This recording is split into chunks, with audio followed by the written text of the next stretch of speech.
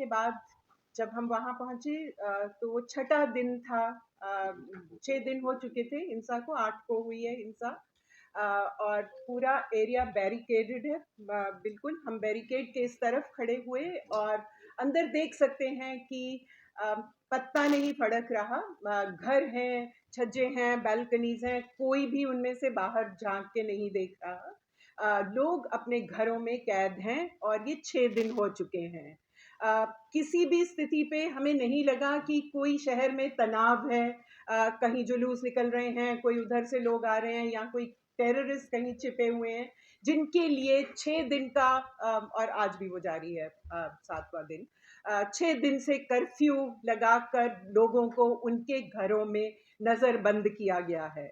उनके पास खाने की कमी है और हर किस्म की और सुविधा की कमी है, जिसकी वजह से बेहद परेशानियां हैं। हम अंदर नहीं जा सके, पर फोन पे कुछ लोगों से हमारी बात हुई और बहुत सारे जो वहाँ के सामाजिक कार्यकर्ता हैं, 50 के करीब, उनसे हमने कल पूरा दिन बात करी। दूसरी बात जो वहाँ पे है वो इंटरनेट बिल्कुल, it's a complete shut down of internet. और 8 तारीख की 4 साढ़े 4 बजे जब ये शुरू हुआ है तब से बंद है। उसके 2 चीज़ें हैं कि इंटरनेट बंद होने से अंदर की खबर कोई बाहर नहीं आ रही। वो कोई हम जो अफेक्टेड कम्युनिटी है वो कुछ भी कम्युनिकेट नहीं कर पा रही, और ये वक्त जो एडमिनिस्ट्रेशन है वो इस्तेमाल कर रही है एक अपना नैरेटिव जो है उसको धकेलने में। और उसमें बहुत सारी चीज़ें हैं कि पत्थर किसने मारे, कहाँ जमा थे, कहाँ रखे हुए थे, औरतें पत्थर मार रही थीं, वो कैसे छिपे हुए थे, कैसे वो दरिंदगी से मार रहे थे।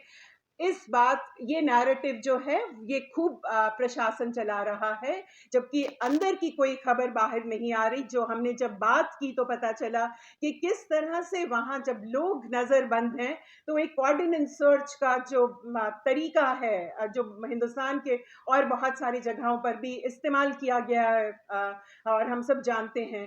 पुलिस लगातार घरों के अंदर जा रही है। करीब 300 घरों की हमें ऐसा बताया गया कि पुलिस घुसी है, घरों में तोड़ फोड़ मचाई गई है, जैसा कि पहले भी हम सुन चुके हैं कि एनटीसीए प्रोटेस्ट के दौरान भी किस तरह से वैंडलाइजेशन पुलिस के द्वारा हुई, वो यहाँ भी हुई है। लोगों के टीवी, फ्रिज, एयर कंडीशनर्स या जो भी साजो सामान है घर का वो तोड़ा गया, तबाह किया गया है।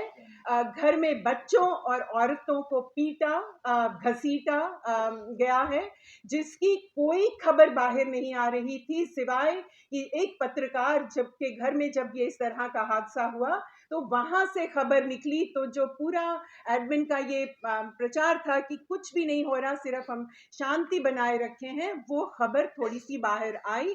और जो फिर हमने कल जब हमने बातचीत की है तो उससे हमें पता चला है। हमें ये भी सुनने में आया है कि गिरफ्तारियां तो तकरीबन 27 जैसे कि कह रहे हैं हुई हैं, पर बहुत सारे लोग डिटेन किए गए हैं।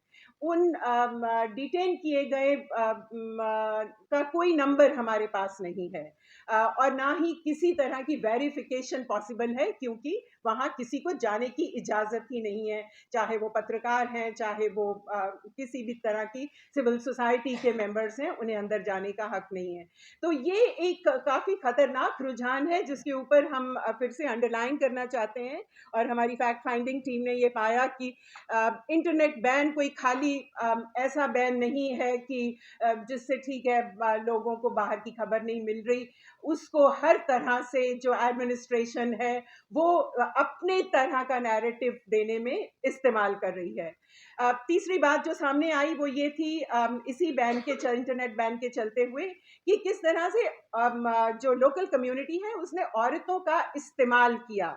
उन्होंने और ये बात है, जब हम कल बात कर रहे थे कुछ पत्रकारों ने भी हमसे बहुत सहज से, क्योंकि ये भाषा ऐसे नॉर्मलाइज हो चुकी है, कि उन्होंने औरतों को किस तरह से इस्तेमाल किया, उन्हें आगे कर दिया बुलडोजर के आगे।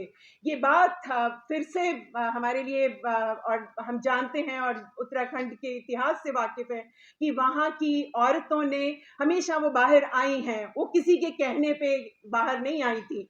जब बुलडोजर बुलडोजर लेकर पहुंचे हैं एडमिनिस्ट्रेशन, तो औरतें सामने आई, वो खड़ी हुई। ये नहीं है कि उनको किसी ने धकेल के सामने कर दिया था। उन्होंने बात करने की कोशिश की, जिरह करने की कोशिश की और कहा कि बुलडोजर मत चलाइए, जैसा कि हर्ष ने बताया, हर तरह के उन्होंने तर्क दिए। और जब ये नहीं माना गया और जब उनके ऊपर टूट पड़े और बुलडोजर चला दिए गए, तो औरतों के साथ बहुत भयानक तौर पे हिंसा हुई। उन्हें रौंदा गया, उन्हें खींचा गया, धरा गया और ये सब कुछ हुआ। और इसकी भी मैं समझती हूँ कि ज़रूरी है कि उनका जो वर्जन है उसको भी बाहर आने दिया जाए। और तीसरी खास बात से ख़त्म करूँगी कि ये बात बहुत ज़रूरी है कि हम जानें कि वहाँ की जो सिविल सोसाइटी है जिसमें हम मिले, वो सिर्फ वो मुसलमानों की सिविल सोसाइटी नहीं थी, उसमें बहुत सारे और ज़्यादातर लोग दूसरे धर्म के थे, खास तौर पे पहाड़ी लोग, जो लोकल लोग, जिन्हें हिंदू लोग, जिन्हें पहाड़ी कहा जाता है। और एक बात जो सामने आई वो ये थी, जिसे वो कह रहे थे कि इस तरह का प्रचार कि जो चीफ मिनिस्टर हैं वो हिंदू कौम का, जो पूरी हिंदू कौम के का प्रतिनिधित्व करते हैं और उनके लीडर हैं, ये बात बिल्कुल गलत है। कल पूरा दिन देहरादून में बड़े प्रोटेस्ट हुए और ये सिविल सोसाइटी जिस तरह से उन्होंने हमें लंबे अपने इतिहास के बारे में बताया और रीसेंट इतिहास में पुरोला से शुरू करके महापंचायत तक जो अनाउंस की गई थी, उसका विरोध किस तरह से किया, किस तरह से जीतें हासिल की, वो बात सामने आई, जिसको हमें हम बिल्कुल गौर पे लाना चाहते हैं कि वहाँ के लोग बिल्कुल रेजिस्ट कर रहे हैं, जो मेजॉरिटी कम्युनिटी के लोकल पहाड़ी लोग भी हैं, और ये कहते हुए कि ये पहाड़ जो हैं ये सबके हैं, ये भूमि देवभूमि सबकी है।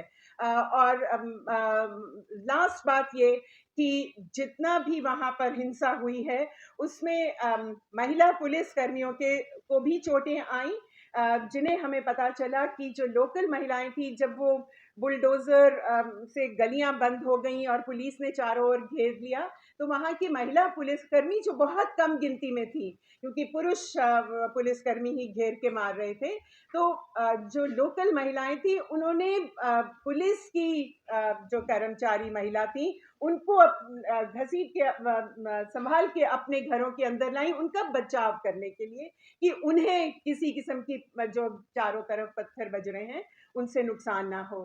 तो हमने बहुत खराब और पोलराइजेशन का माहौल उस इलाके में देखा, पर साथ ही बहुत सारी ऐसी चीज़ें हमें सामने आई कि एक रेजिस्टेंस मूवमेंट है जो एक सेक्युलर प्रदेश के लिए वहाँ जिंदा है। शुक्रिया।